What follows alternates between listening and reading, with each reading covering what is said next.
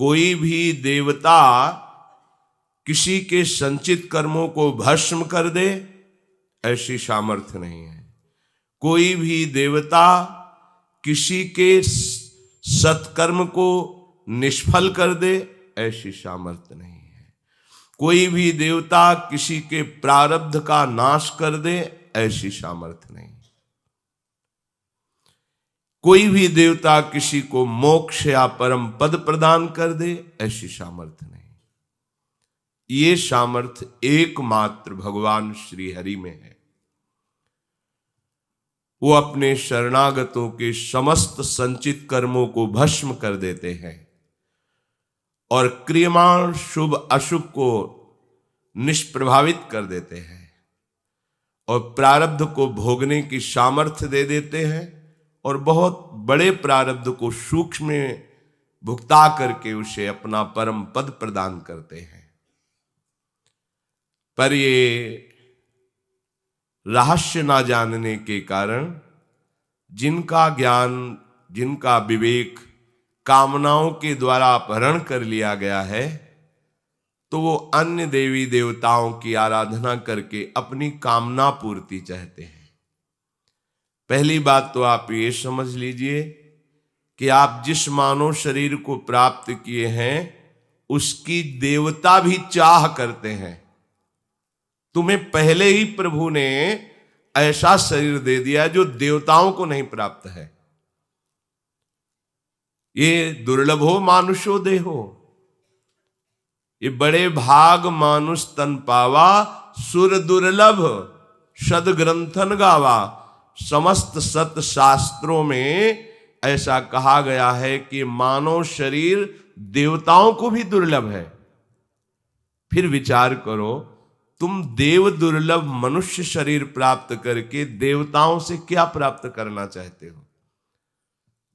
पहला ही जो तुम्हें शरीर मिला है वही उनके लिए दुर्लभ है, क्योंकि शरीर से तुम प्रभु श्री कृष्णचंद्र जी का आश्रय लेकर उनका भजन करके देवलोक का भी, महालोक, जनलोक, तपलोक, ब्रह्मलोक का भी अतिक्रमण करके आप परम पद पर आरूढ़ हो जाएंगे।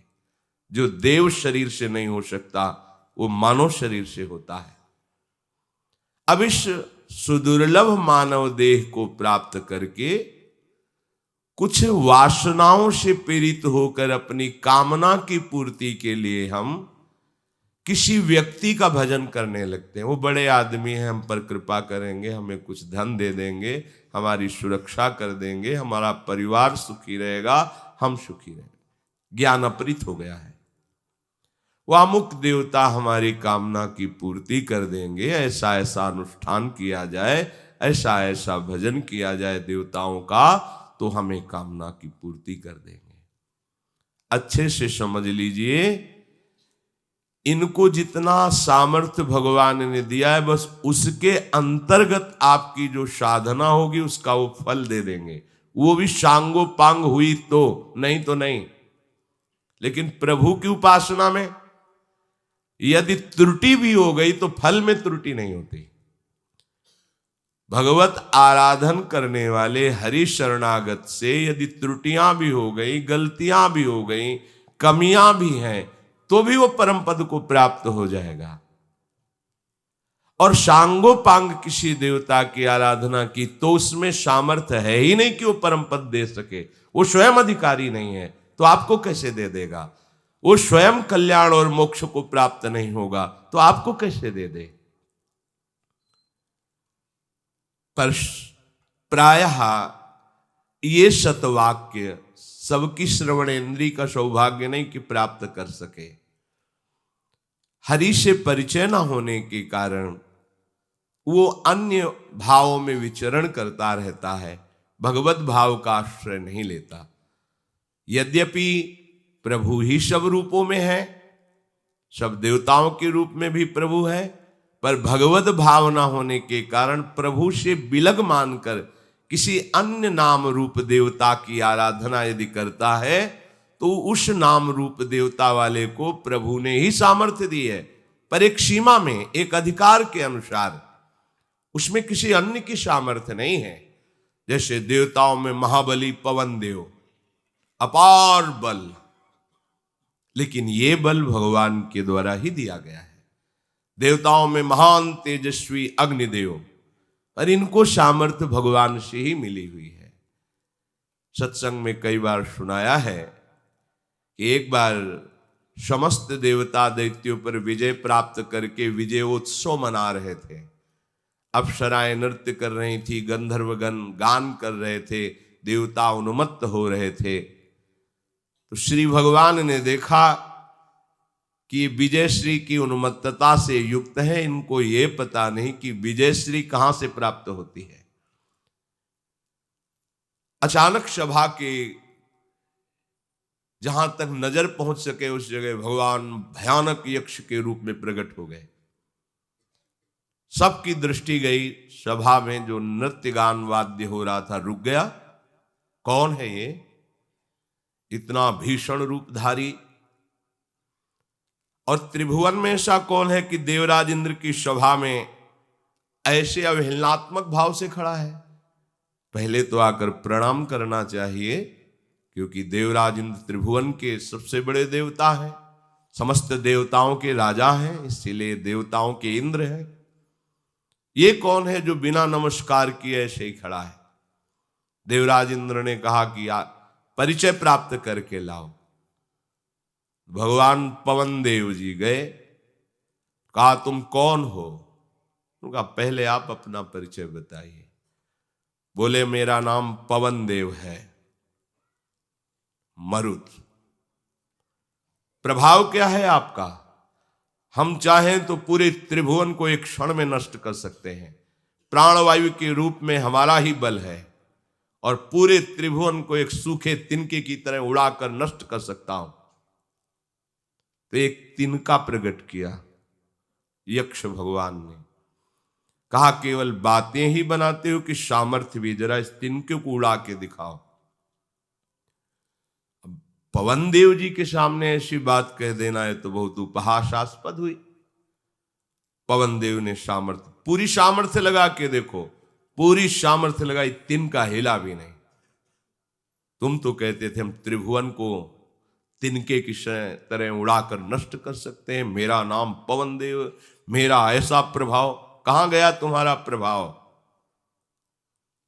सर नीचा किया, दोबारा हिम्मत नहीं पड़ी पूछने की कि आप कौन हैं, चले गए। देवराज इंद्र ने पूछा परिचय प्राप्त किया? तो उनका भगवान में असमर्थ रहा परिचय प्राप्त करने में। परम तेजस्वी अग्निदेव खड़े, मैं भी परिचय प्राप्त करके आता हूं। गए, कौन हो तुम? तो आप कौन हैं? आप अपना परिचय पहले दीजिए। उनका मैं अग्निदेव हूं, सबकी जठराग्नि को पचाने का काम मैं ही करता हूं, पूरे त्रिभुवन को नष्ट कर दूं, एक क्षण में सूखे उपले की तरह भस्म कर दूं समस्त ब्रह्मांडों को, इतनी मेरे में सामर्थ्य है। अच्छा, तो तुम इस तिनके को जला करके दिखाओ। पूरी सामर्थ्य दाहिका शक्ति लगा दी, लेकिन जिनसे दाहिका शक्ति प्राप्त होती है वही भगवान अपनी शक्ति को ले लिए तो तिनका झुलसा भी नहीं। आप तो कह रहे थे पूरे ब्रह्मांडों को भस्म कर सकता हो, कहां है आपका प्रभाव? उनकी भी प्रश्न करने की हिम्मत नहीं कि दोबारा पूछ सके आप कौन हैं। चले गए। देवराज इंद्र ने पूछा जाना कौन? तो उनका प्रभु मैं असमर्थ रहा उनका परिचय जानने में। देवराज इंद्र खड़े हुए तो अंतर्ध्यान हो गए यक्ष भगवान। वहां देवी अंबा प्रकट हुई जो बुद्धि स्वरूपा है। देवराज इंद्र गए, नमस्कार किया। ये कौन था जो हमारे इतने बड़े बड़े महावीरों को भी परास्त कर दिया, और ये भी परिचय प्राप्त करने में समर्थ नहीं रहे, पर हमको देखते ही अंतर्धान हो गए। तो उनका तुम्हारे भय से नहीं, तुम अधिकारी भी नहीं हो कि उनसे संभाषण कर सको। तुम्हें इतना गर्व है कि वो गर्व के कारण संभाषण भी करने की योग्यता तुमने खो दी है जिनसे, इसीलिए वो अंतर्ध्यान हो गए। वो और कोई नहीं, भगवान श्री हरि यक्ष के रूप में प्रकट हुए थे। जाओ, अभिमान शून्य रहो, ना तुम में कोई सामर्थ्य, न तुम्हारे किसी देवता में कोई सामर्थ्य है। जो सामर्थ्य वो श्री हरि ने तुम्हें दी है, ये मान करके उनके आश्रित रहो, ऐसा अभिमान करके उन्मत्त मत हो, ऐसा देवी अम्बा ने उनको कहकर उपदेश किया। कोई भी ऐसा त्रिभुवन में जो सामर्थ्यवान तेजस्वी है, उसमें उतने अंश में भगवान का तेज और भगवान की सामर्थ्य विधान के द्वारा रखी गई। वो भगवान ने ही रखा है, भगवान ने ही देवताओं को कामना पूर्ति की सामर्थ्य दी है। पर हम उन्हें भगवान के भाव में, भगवत भाव में न देखकर अलग नाम रूप से आराधना करते हैं, तो चाहे जितनी आराधना कर ले, हमारा कल्याण नहीं हो सकता। और यदि हम भगवत भाव से किसी की भी, वो तो देवता है, किसी पशु पक्षी की भी आराधना कर लें, तो उनमें भी भगवान विराजमान, हमारा कल्याण का मार्ग प्रशस्त हो जाएगा।